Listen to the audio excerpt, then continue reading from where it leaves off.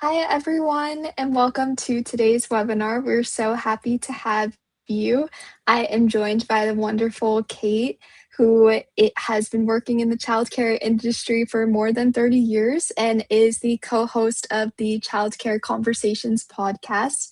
Before we get started, I am going to just quickly go over some tips for the webinar. You will see a mix of QR codes on screen and also the CTAs that are in the bottom left-hand side of your screen that you can click on. We'll share some links throughout. And also this webinar is going to be recorded, and we will send an email with the link to the recording within 24 hours after the webinar. We also encourage you to ask any questions you have in the Q&A, which you can find on the right-hand side of your screen. We'll either answer them as they come in, and there will also be a dedicated time at the end for a live Q&A. And with that, I will hand it over to Kate. Thank you. Awesome. Well, y'all, I am so glad to see all of y'all. And well, some of you have seen me before. This is not necessarily our first rodeo, but it might be my first rodeo apparently today, trying to make some screens share that don't want to. So let's see if I can't make that happen again. There we go. See, there it is. Now I got the right. Got to share the actual slide deck. That's always helpful. So, all right. So I am so excited to have you all here. And if you have questions, feel free to drop them in the chat or in the Q&A at any point in time. I do have places during this presentation that I'd love you to drop that chat. Because it just makes it easier for us to all be engaged. So today we're going to talk about investing in your staff and kind of what that looks like and that savings behind stronger retention. Now, I realize that for some of y'all, this is the first week of school. For some of you, the first week of school is coming in 2 weeks or so. And we've done a lot of staff training, right? We've done the prep. Staff have pre-service trainings. So a lot of things go into hiring your staff. And this isn't just about compliance and regulations, because that's all just the minimum. Now, before we move forward and we start talking about how to make better decisions, I want you to think right now of the last staff person who left your program who you regretted leaving your program. So not the one that you were like, oh, thank you very much, but the one that you were like, ooh, that kind of stung. Like, I wish they hadn't left, right? So I want you to think that person, put them in your mind, kind of get an idea who they are. And I want you to real quick in the chat, give me what was the biggest aha out of that experience. So this person was a teacher that you liked, or maybe just a staff person. They don't necessarily have to have been a teacher, but somebody in your organization who left, and it was a little painful. So if you can drop in the chat, tell me a little bit about what that was that made that painful.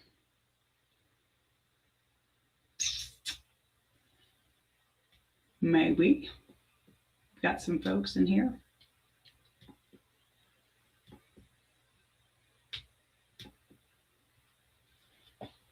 All right. Well, it could be that I'm not seeing them, but that doesn't mean that y'all aren't there. So if you have any of that, that would be great, right? So who was the last staff person who you genuinely wish you'd stayed? Okay. What was it that hurt when they left? It's probably a little bit different than just, oh, we lost some money or we had spent some money training them. Okay. And here's what I want you to think about. 16 years, amazing teacher. Yeah, I can see that. Educational philosophies are so important. Amber, thank you so much for bringing that up, because I think that is one of the things that we have to actually embrace, right? We have to embrace that all of us are a little different. And if she'd been with you for a long time and she wanted to continue to grow and she wanted to learn about another educational philosophy and that didn't match your program, it makes sense that, she wanted to continue to stay in the industry, but she wanted to try a different educational philosophy. So hopefully, if you have similar situations, you kind of remember that, it's okay to encourage staff, especially if they want to stay in the industry and continue learning and continuing serving children, because that happens sometimes when people move, right? So sometimes that is right. So sometimes losing that employee, and that it's really expensive because not just the coverage, right? We all are familiar with the coverage, the more than a warm body philosophy, right? But then we've got staff who end up having to cover. So then we might end up with some staff in overtime. As the director or the administrator, you might find yourself in a classroom, but chances are you make more than the teacher, right? So that's, again, it's costing more than overtime or just another staff person. And it's disrupting, not just for you, not just for the parents, but the children. And remember, ultimately, that's why we're all here. When you have really quality staff leave, the parents start to wonder, what's going on? Why did that person leave? Right? So any of these can be the reason that we find that financial piece kind of a big deal. So turnover doesn't always show up as one expense. It kind of oozes and it kind of leaks throughout the whole business. Now, if you are here, you know of Playground, and so you probably have an interest or you currently use it. And so you're doing whatever you can do to plug the dam, right? You're doing things to make your business more efficient. And that includes making sure you're paying attention to your staffing and where those staffing leaks happen. Now, as I talked about in just the title, right, a better decision could have been made earlier. Okay. And so this is what we are going to kind of look at over the course of the next 40 minutes or so, and kind of think through, not just did we make a decision, did we make the best decision? And if we didn't, what is the decision we should have made? So with that, I am part of Director Success Academy. I'm the co-founder of that organization. And one of the things that we do is we use a childcare leadership infrastructure framework. We have been doing that for 24 and a half years. So almost 25 years, we've been using this four-legged, we call it a step stool. And one of those legs in the step stool is know your business. Okay. And so today, knowing your staffing systems are costing you time, money, confidence, and stability is part of know your business. Know your business is your finance, your marketing, but you also need to know your program. You need to know your curriculum, right? So what is your curriculum component? Knowing your community, and ultimately knowing yourself. Better staffing outcomes start with better staffing decisions.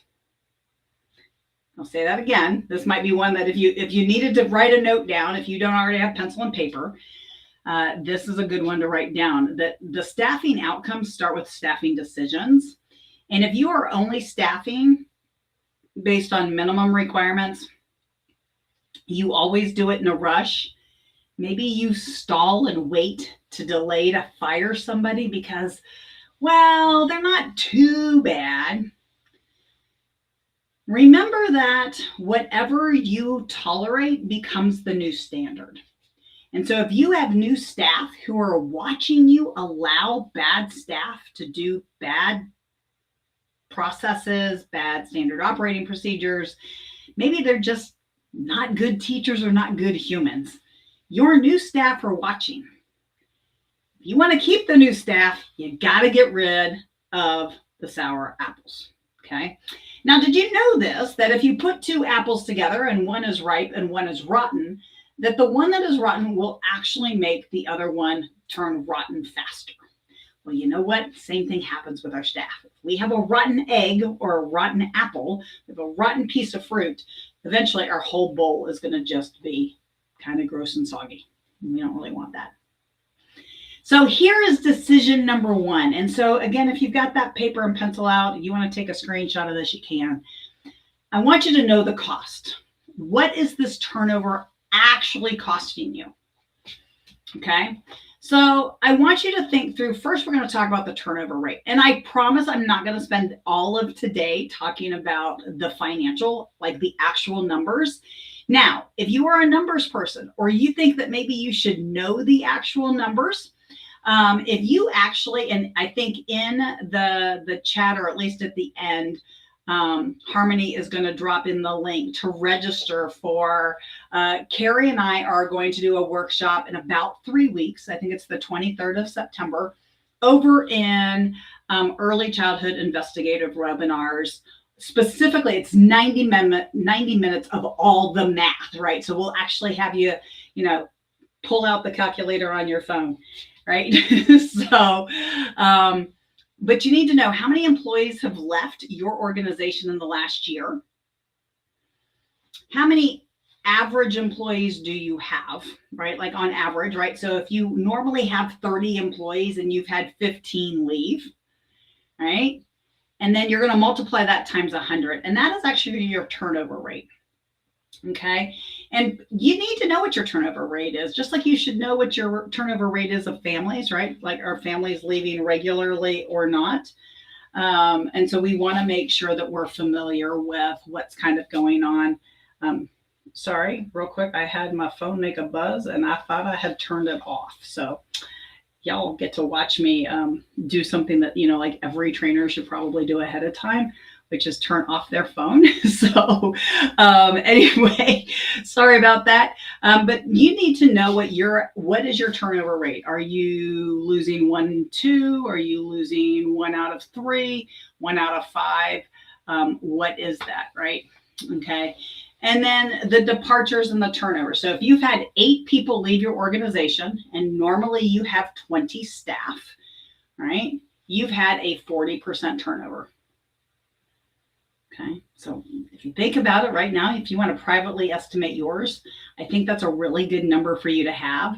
If you've ever done a webinar with Carrie and I, you know that we talk to you a lot about knowing your numbers, right? Knowing how many actual full-time equivalents do you have who attend your program, who pay for your program, knowing, what is your close rate on a tour, right? Do you know that number? Do you close 50% of the tours? Do you close 80% of the tours?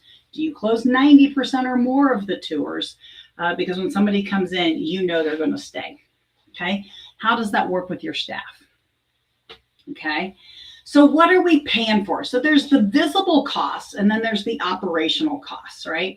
So the direct cost that most people think of is, oh, I had to pay X for an Indeed ad or some sort of listing somewhere, right? Some sort of active recruiting. Then there is the amount of time you spent interviewing, going through resumes, that admin time, right? So as an administrator, your time is important. You should be documenting where are you spending it. Then we've got any sort of background training that we have to do, or background check that we have to do. Do we have to do fingerprinting in our state? What is the onboarding? What is the pre-service training that we have to do? Do we have to pay for that training? Do they come with training? How does that work into all of it? In the meantime, we have coverage, we have overtime. So we need to know, okay, we've got, it's going to take 3 weeks because background checks are taking a really long time. So I've got these 3 staff that are going to kind of rotate, but because they were already full-time, now I've got them covering classrooms and now it's costing me overtime. Okay. This is where having that depth of substitutes and part-time floaters is really advantageous. And then paid training and mentor time. So you've got the basic training just to put them in the door, but for a lot of folks, that's not where it starts or where it stops, right? We want to continue to train them for maybe the next 30 days. We make sure they have their CPR, their first aid. We give them a mentor. I mean, that's like the best thing we could do, right? But you got to pay that mentor, right? Usually those mentors aren't going to do it for free. Now, my suggestion is that when you pay those mentors, you do that as a incentive, not a change in their hourly rate, because hopefully you're not using them as a mentor all the time. I'm hoping you're not doing a ton of hiring.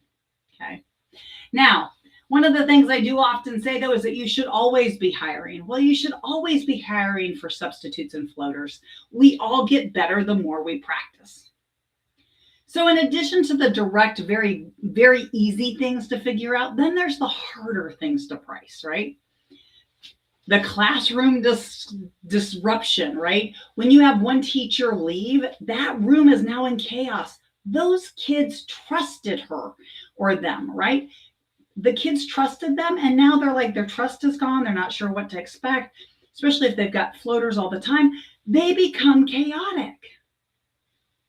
And that's rough, right? There's no real way to put a dollar and cents on that. Same with the parent confidence. We've all heard the stories, if we haven't lived them ourselves, of a teacher who left a program and all their families went with them, right? Because they trusted the teacher. That's who they had the relationship with. For whatever reason, as a director or as an owner, we did not have that relationship with the parents. When one person's gone, if you are an organization that staffs everybody automatically as full-time, when you take out somebody who covers 40 hours a week worth of care, wow, that's a lot to put on top of other people, right? So that means that everybody is really starting to feel it, especially if you automatically kind of ran it right at minimum numbers.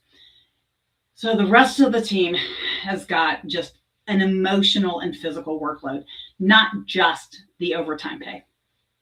The loss of knowledge. And think of Amber's example where she had that person who'd been with her for 16 years. A teacher who's been with you for 16 years knows how the organization runs. They know how to move those kids through a classroom, through transition. She's got down the playground, out the hallway. She's got things that she has mastered, and that knowledge is now gone. And as administrators, one of the hardest things that happens is we get sidetracked. All of a sudden now we are in recruiting, interviewing, hiring, training. Whatever we were going to be doing has now been derailed to figure out the staffing. And if you're a program that views this as a staffing crisis, then you become even more frantic and more overwhelmed. If you knew what one resignation actually cost, what investment might suddenly seem reasonable before the employee left? I want you to think about that. What would have kept them there? Now, in Amber's scenario, when the teacher wanted to go learn about another educational philosophy, that isn't so much the problem. But would she have felt, did she give enough time? Did she give Amber 30 days, 60 days, 90 days? If this was something she knew she wanted, I bet she'd been stewing about it for a while. She probably even already signed up before she had told the leadership. So when's the last time you had real goal setting sessions with your staff? What's that one decision that you could have made that would have impacted whether or not they stayed or left, or on what timeline, right? So if you've had goal setting and you knew that Amber's staff person, if Amber knew that her teacher was interested in getting more training, Amber could have been sending her to other workshops and learning about different types of educational philosophy. It would have been helpful. She could have still worked in your program while learning about the other one. Maybe she'd be willing to have given you a 30 or 60 or 90-day transition time to allow you to hire somebody, for her to even train the next employee on her classroom. Wouldn't that have just helped with the kids? The kids would have loved seeing Amber's staff person train the next person. And so would have the parents, right? That building of trust. But it's a decision that we make at an administrative level, because a lot of times the squeaky wheel is what gets our attention, right? That staff person who's grumpy, throwing the fit.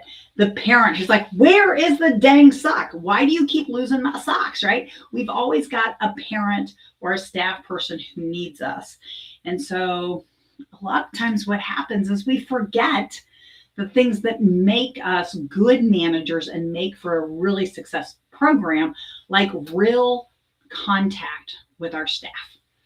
Okay. One of the things I try to encourage people to do is to think about having the directors have at least a 10-minute touch point every single week with every single staff person.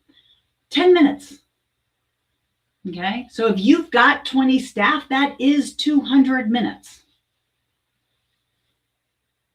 3.5 hours. out of maybe 40.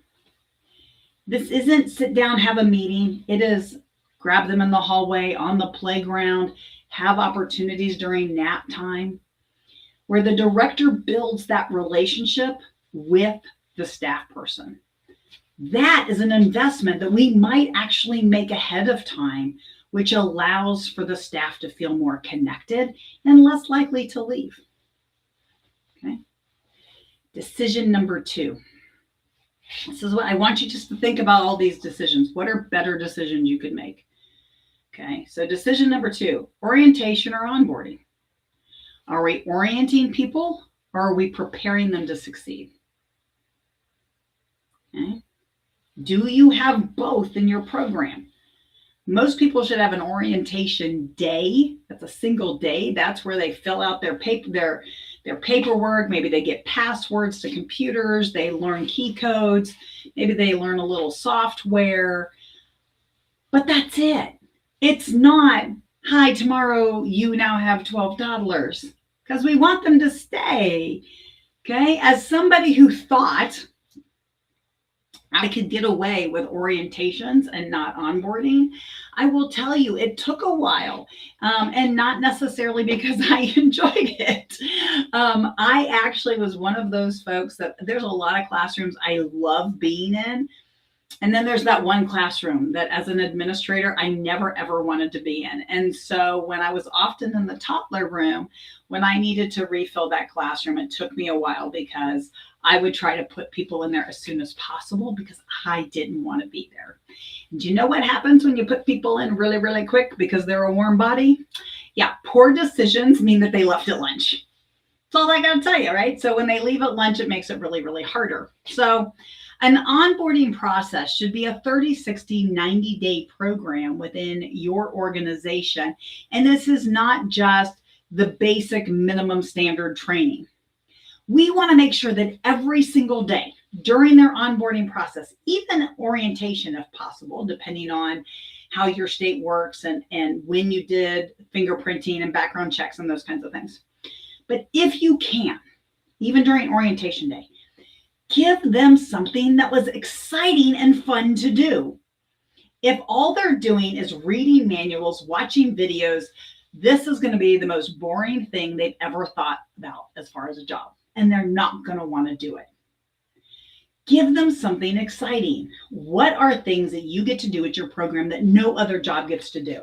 Let me just tell you, I don't know where else you get to play with Play-Doh all day long, or sing, or dance, or tell stories, have puppet shows, build with blocks.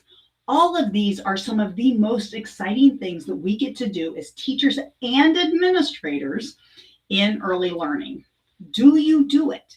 Do you bring your staff into those experiences? When's the last time your staff played with the toys in their classroom? If you are a program that struggles with staff engagement or child-teacher engagement, teach the teachers how to play with the toys in their classroom and tell them they're allowed to, right? And so when you're bringing people through an onboarding program every single day, yes, they're going to have some learning. They're going to have some videos. They're going to have to do some hands-on stuff like, I don't know, clean a bathroom or make bleach water. But make sure they're also getting an opportunity to read the best story that classroom loves that week, right? Let them watch the kids get excited or repeat the different parts of the book. Maybe you were smart and you hired somebody who was a theater major, and this theater major got very dramatic, and they decided they were going to take singing to a whole new level. Maybe they are a dancer and they're going to dance with the children, right? Give them an opportunity to shine and to educate and to inspire, as well as have a whole lot of fun, because this job without joy is a job, right? So the big difference: orientation, paperwork, policies, logistics, required information. Do they wear the right clothes, right? Are all their bits and pieces covered? Okay, that's part of orientation, right? Learning how to use the computer and the technology, that's part of orientation. Okay. Onboarding helps them understand their role in the classroom and in the organization. Onboarding allows them to build relationships, not just with their teacher mentor, not just with the children in the classroom that will be their classroom, but they get to meet children in all the classrooms. Because during that onboarding, you're going to have them in every classroom reading stories, playing with Play-Doh, shaving cream, going out to the playground, right? All of these are different opportunities that they're going to get during your onboarding program. They get that practice, and then they get that positive feedback, right? So it's not practice and negative feedback, it's practice and positive feedback. And then at the end of 30 days, they feel confident and they are prepared for success. If all you've done is had them fill out some paperwork, watch a couple of videos, and you've stuck them in a classroom after, I don't know, 24 hours of video, they're not going to stay. This is not going to be something that excites them, right? They're going to stay because it's a job. They're not going to see themselves as a professional, and they're not going to stick around. Now, I got a little lifeguard lesson for you, and trust me, this is not a Baywatch story, okay? But I want you to think this through. It is the end of summer season, and I want you to think about the kids at the swimming pool, the beach, the water park that you've been to this summer or maybe a previous summer.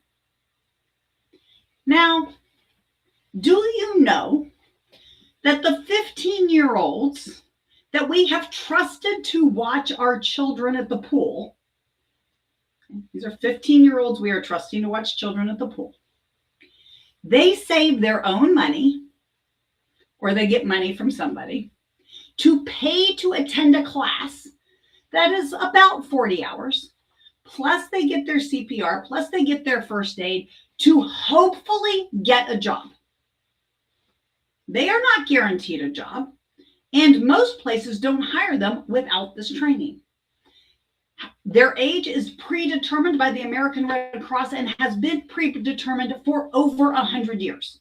They first started teaching some version of what is now lifeguarding in 1913. Okay? They learn, they practice, they demonstrate, they carry responsibility. They know what a uniform is. They have learned to be on time. They understand that if they don't practice it, something serious can happen. They are very familiar with compliance. And do you know that every single week they have mandatory staff meetings, and almost all the time, most high school lifeguards who have been doing this over the course of a 3-month summer span probably have had over 30 hours of professional development in that 3 months for that job. But somehow in childcare, we seem to think that it is too much to expect 18-year-olds to attend 24 hours of professional development before they start the job. We, as an industry, have decided it's okay to do just the bare minimum. If you've been watching the news at all, you know that horrible things happen every single summer in childcare centers, and they close their doors because somebody didn't have fear that something was going to go wrong. Unfortunately, lifeguards are from day one, they are constantly reminded of what could happen if they don't do their job well. Do we do that as administrators when we are working with an infant teacher, toddler teacher? Most of us don't. And we don't think through practicing compliance. We think of it as over there in that book or watch this video. Okay. Now, as somebody who was a lifeguard at 15, I can tell you, not only was I a lifeguard at 15, at 18, I was training lifeguards. At 18, I was an EMT and a lifeguard at a water park. So I could watch your kid at the pool, but I couldn't work in your daycare center. So think about that. It's also my favorite place to recruit. So if you are ever trying to figure out where can I find staff, July and August, every single year, I am at the pools in my community, at the water parks in my community. I am looking for those high school and college kids, even if they don't come to work for me full time. Maybe they just come and work for me in the month of December or the month of January. Maybe they come and work for me over spring break. They still are really great. They know what a uniform is. They already come with first aid and CPR, and they are prepared to do what needs to be done to keep those kids safe. Okay, so I'm off my Baywatch story here, right? So it was responsibility followed by preparation. That's what I wanted you to get out of that whole little lifeguard story, was these kids were prepared. They had to meet a standard. They had to demonstrate competence. It wasn't about the minimums. Being responsible for a classroom and being prepared to carry the responsibility of a classroom are not the same thing. We've all met those staff, right? They're responsible, but they don't understand the responsibility. So as an administrator, your job is to make sure that you help them understand the responsibility of that classroom that they have. They need to understand, and hopefully you understand, what compliance means across the entire school. As the administrator, when that report card or whatever your state calls it comes up and you see that you've got a couple of little dings, okay, you know that those little dings reflect on you. Nobody knows what teacher had that ding. You're the director. You're the one on the piece of paper. Why are you not constantly training your staff to make sure that they know the compliance pieces? And do they know them well? Do you know them well? Do you understand the compliance impacts? If you are the owner, I know you know. Do you know how I know you know? Because sometime over the course of the last 6 years, something has happened probably in your program or in your community, if not at least in your state, that has caused the insurance in your program to be looked at from a compliance point of view. And do you know that when your insurance is looking and sees you have these compliance dings as an owner, they don't open and pay attention to what types of compliant issues you had? You had 12, that's all they know. They don't care that it's 12 because you had staff files or student files out of whack. They don't know that it was 12 teeny tiny things. They just know it's 12. Guess what? Parents are the same way. They just know it's 12. Okay. Now, what do new employees have to just know? Okay. This is what I want you to write this down. So we don't have a whole lot of time because I do still have some more slides and I can absolutely get on a soapbox, but I'm going to try. Right. So I want you to think about what are all of the things that new employees have to just know. Okay. Drop that in the chat for me. I am going to stop sharing real quick so that I can get back over to chat because somehow I made it disappear. Okay. All right. So what are some things that we've got going on over in chat? What are some of the things that your staff just need to know how to do? Anybody have staff who just need to know how to clean things? Right? This was a big thing 6 years ago. Everybody needed to know how to clean. Ratios, absolutely. But do you do ratio drills with them? When's the last time you had a staff meeting to talk about mixed age ratios? So mixed age ratios is one of those what I call morning and afternoon math. And sometimes the only people that know it are administrators. Sometimes the only people that know it are the people in the afternoon and in the morning. Because most states, not all states, but most states give you the flexibility for about 75 minutes in the morning and 75 minutes at the end of your scheduled day to kind of blend classrooms a little bit within specific guidelines. Do your staff know that? How to handle self-regulation differences and how to react, but not to react, but to respond. Absolutely, Amber. I mean, one of the most important things I think that any of your staff can also understand is, am I reacting to how I feel, or am I reacting actually to the situation that happened, right? So if a child is losing their mind, is it because I came in just a little bit having my own mental breakdown today, right? I am already a little frazzled and a little fried. And so all I've done is bring that lovely energy to the classroom. And as a result, the kids are going, "Arr!" Or maybe it's because you have a staff transition, right? You have somebody who's left or somebody who's out sick, right? It's that time of year where we get people who are like, I don't feel good. Could be because they haven't worked all summer. Or maybe you're their first real job, so they're tired. Okay. Oh, classroom management and age appropriate behavior. Absolutely. But is that part of your state or even personal program minimum training? Do they know what to expect? Opening and closing procedures. Exactly. And that's opening and closing your room. That's not just the building, right? Do they know? Do they know the medication log? Do they know the actual ratios for bleach to water? Do they actually know whether or not your state requires sunscreen to be signed in? Do they know whether or not they can use all sunscreen?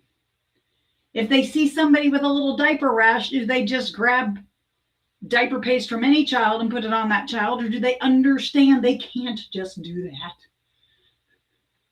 Do they understand your schedule? Do they understand the importance of changing those children when they need to be changed, making sure that the children wash their hands, to make sure that they wash their hands?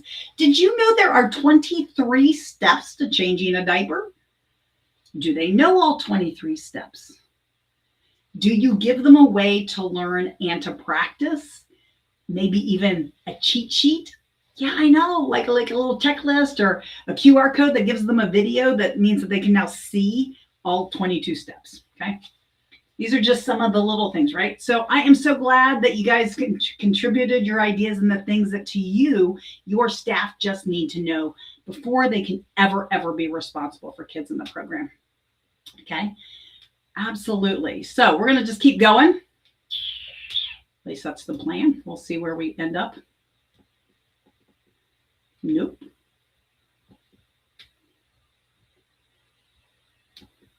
See, some days I think this should be a lot easier than it is, but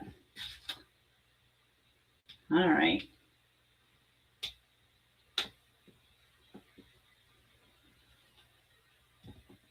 All right. So documentation, right? So this is always when document tells me we covered it. Development tells me they can do it. Okay. So that's that difference between, giving them a 24-hour total time period to get onboarded, oriented into your program versus making sure they really understand what the ages and stages mean, right? Just knowing is one thing. How does that apply to their role is a different thing, okay? Decision 3. Are we training for competence, or are we training to check the box on the number of hours? Which one of these things do we do regularly in professional development? It's interesting to me when people try to get cheap or free professional development for their staff without thinking about the fact that they're putting these children in the lives of the hands of the people in their classroom. And they're not necessarily making sure that that person's trained on what they need to be trained on. If you've been in a program for 16 years, there's probably things that you do really well and don't need additional training on. But there's probably things you want to learn or need to learn. If your classroom has had any compliance issues, please make sure that that teacher is getting regular training on those compliance issues. If you're an administrator and you're taking your teacher classes, why? Just because they're free? They're not helping you professionally. If you have paper compliance issues, maybe you need to be going to workshops on how to streamline your systems, understanding your compliance, okay? Make sure that they're practicing and they're learning the transitions, not just transition from room to room, but from activity to activity. Are you getting trained? Are you training your staff on how to have good parent communication. A communication app is not parent communication. Okay? Child guidance. Do they understand the difference between discipline and guidance? What do you have them do? Are all of your teachers on board? Do they all know how to ask for what you want? Documentation, classroom routines, team communication. All of this is things that we need to have our staff trained on regularly, not one time, not just when they're hired, because somebody can go 16 years and never have to deal with something until the day they do. Because if that was the case, we wouldn't have to renew CPR and first aid, because they'd be like, oh yeah, you had it way back when. You're all good. Think about the trainings your state might require staff to have every year.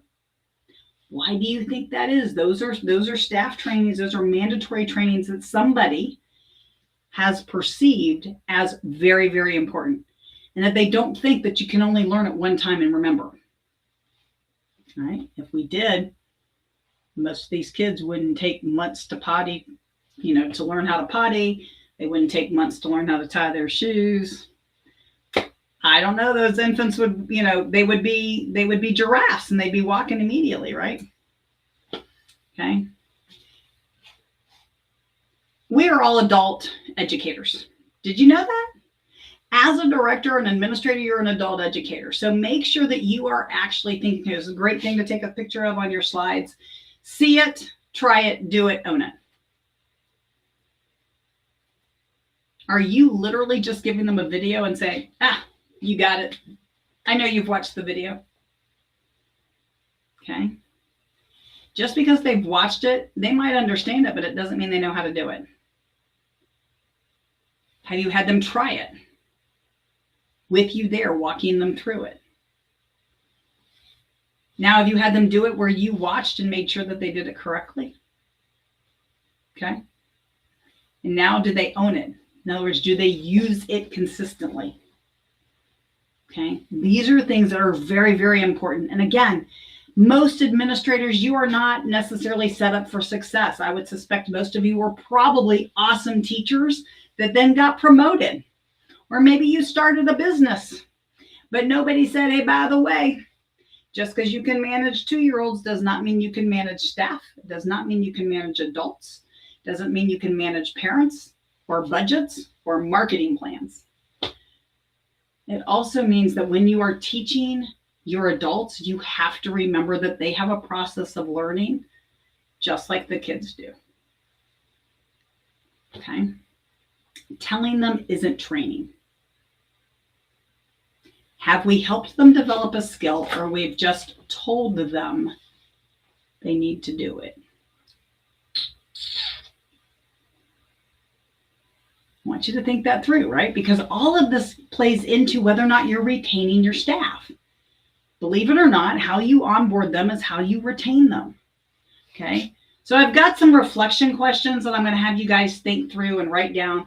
One thing I wish a current employee could do more confidently is.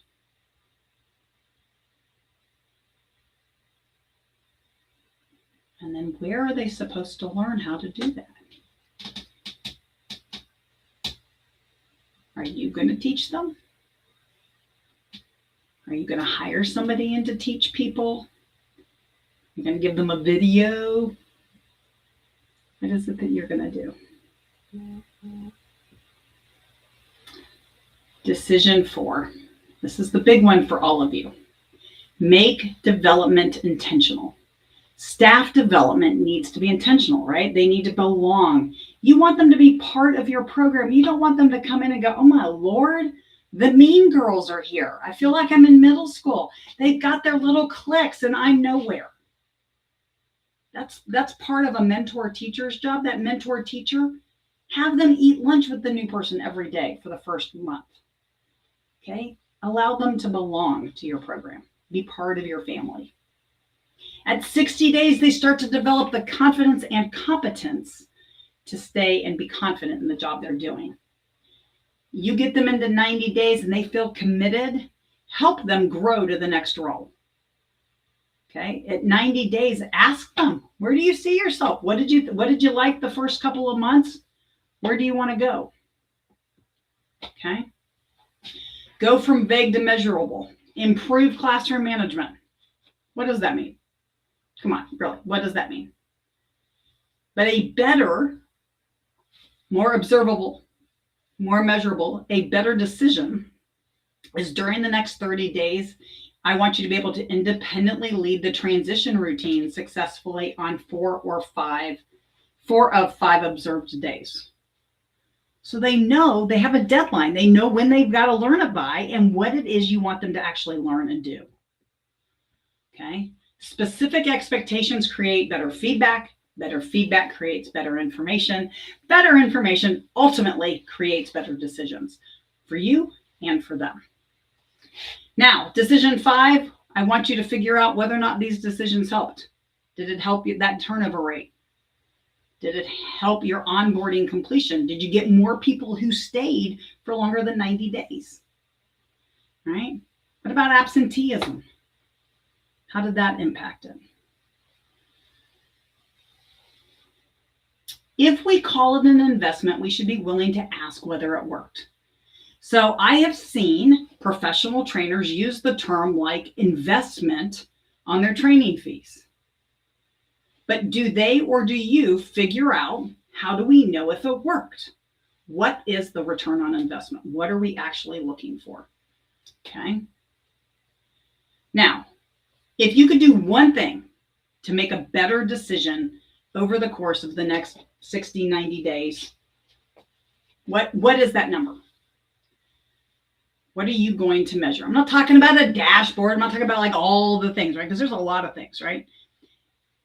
Maybe it's something as simple as, how many people in the next 6 months are we going to get to stay past the first 30 days?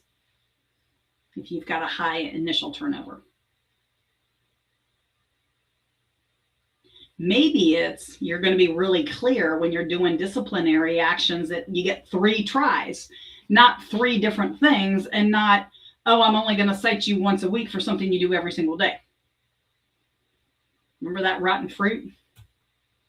Okay.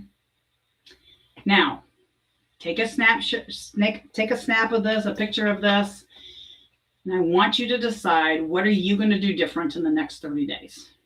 What is your decision? And how are you going to know it helped? Yep. Okay. So in the chat, I know that Harmony has dropped in the registration link to learn more about numbers. She's also going to drop in how to find our podcast. Childcareconversations.com is our website.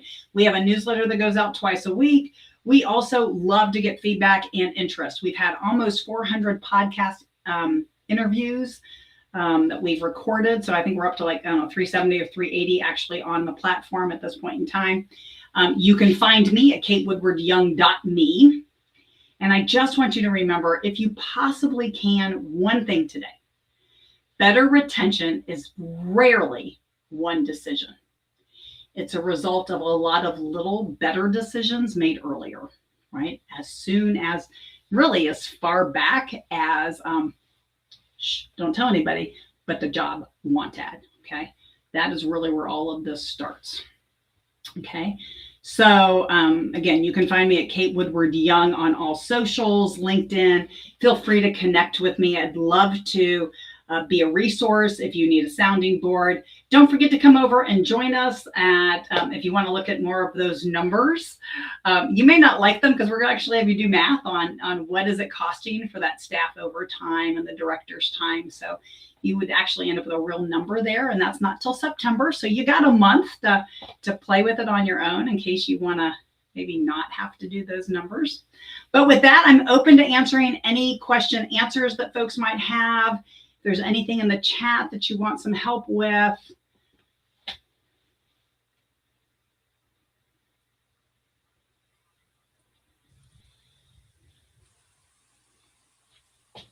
Feel free to put any questions in the chat. Again, it's on the right-hand side of your screen. I know it's a little hard to find, either in the chat or the, yeah. Yeah, it's the top one. There's two little buttons that look like, talkie things, or at least there is on my screen. I don't know. They may only have one because the other one's a speaker one. Yeah. But yeah, the little chat icon. So Well, y'all, it was great to get to know all of you. And I know that Harmony's got a few more things to say. So with that, I'm going to go ahead and turn my screen off, Harmony, and send it back over to you. awesome. Okay, everyone, I quickly just want to pop in for a moment and talk a little bit about Playground. I'm also going to put up a button if anyone is interested in getting on a demo and speaking to someone on our team. Playground is an all-in-one childcare management software, and our mission is to make excellent childcare accessible to all. So if anyone is interested, I really encourage you to click that link and learn a little bit more about how Playground can help you run your program a lot more easier.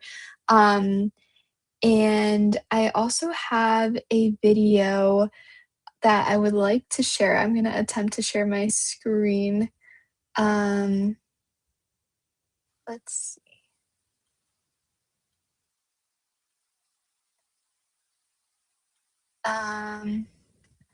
The stream. All right, I'm gonna play this video. This is Dr. Tamar Andrews, who's actually Playground's first customer and the reason that Playground was built in the first place. And she's gonna talk a little bit about what Playground is. So Here you people go. always ask me what Playground is. I always say Playground is the only software a childcare program needs to run and grow.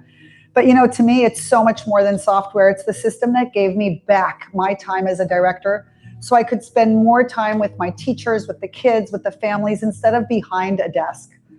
And it actually started in the center that I was directing. And after 20 years as a director, I was overwhelmed. Paperwork, billing, enrollment, oh my God, a dozen different systems that didn't work together. And one day I just looked at my sons and I said, I need you to fix this. And they built Playground right alongside me, solving all the real problems I had every single day. We started in just one center and now it's kind of cool. It's grown to thousands across the country. The biggest thing that it gave me, though, was time to really support my teachers, time to build relationships with families, time to focus on my program instead of the paperwork. Whether it's enrollment, billing, staffing, communication, or any compliance, Playground really brings everything together so you're spending less time managing your center. So for anybody who's nervous about making a change to Playground, I get it. I'm old. I was a paper and pencil and other apps person too, but you won't be doing it alone. The Playground team really helps guide you every step of the way, from data to training to answering every question you have. Director to director, I hope you choose Playground and realize what it did for me.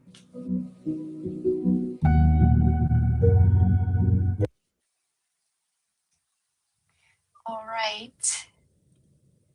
So, um, so yes, that CTA is up on the left-hand corner of your screen if you're interested in learning more about Playground. And let's see if we have any questions in the chat. Looks like no. I've also put the links in the chat to the Childcare Conversations podcast and Kate's website, and this will also be included in our follow-up email with the link to the recording for this webinar. And then if you scroll up a little, you can also see a link to the upcoming webinar series that Kate will be involved in September over at Early Childhood Investigations. And I'll also be including that link in the email. We'll give everyone another 30 seconds in case there's any last minute questions, and then we will close it out. We are also having another link I want to put into the chat. We're also having a webinar next Wednesday with Tom at North Star School Supply. So if you are interested in signing up for that, I'm going to put the link in the chat. It's there for you now.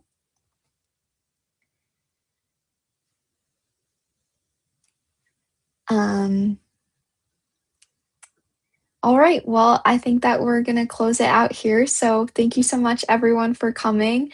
And we hope to see you at the next webinar. Have a good day, everyone.